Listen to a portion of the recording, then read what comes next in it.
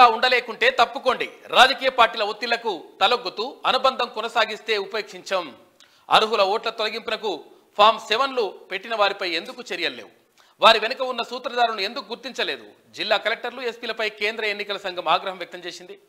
ఇక Tirupati collector వెంకటరమణారెడ్డిని తప్పిపట్టిన EC. ఇక వైఎస్ఆర్, కాకినాడ, బాపట్ల కలెక్టర్ల తీరు పట్ల అసంతృప్తి వ్యక్తం చేసింది. ఎన్ఫోర్స్మెంట్లో ఇంత నిర్లక్ష్యమా?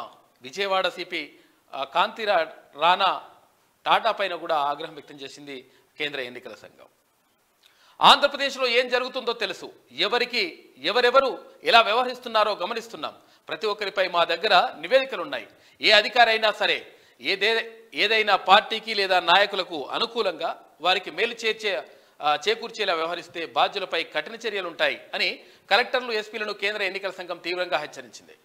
కొందరు అధికారులు రాజకీయ ఒత్తిళ్లకు తలొగ్గుతూ ఆయా పార్టీల నాయకులతో అనుబంధం కొనసాగిస్తున్నారనే ఫిర్యాదులున్నాయని, అలాంటి వారిని ఉపేక్షించేది లేదని ఆగ్రహం వ్యక్తం చేసింది కేంద్ర ఎన్నికల సంఘం.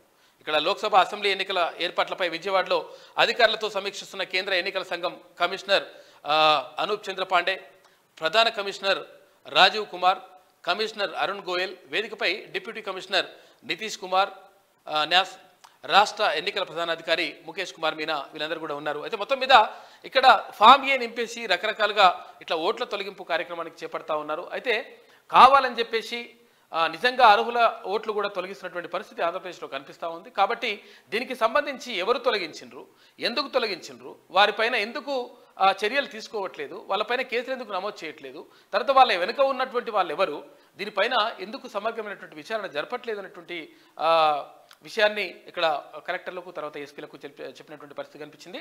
మొత్తం మీద ఒకవేళ మీరు ఇట్లనే వ్యవహరిస్తే, ఒకవేళ నిర్లక్ష్యంగా వ్యవహరించి ఏదైనా పార్టీకి తొత్తులుగా మారితే మాత్రం 100% ఉపేక్షించేది లేదు అని చెప్పేసి కేంద్ర ఎన్నికల సంఘం స్పష్టం చేసింది.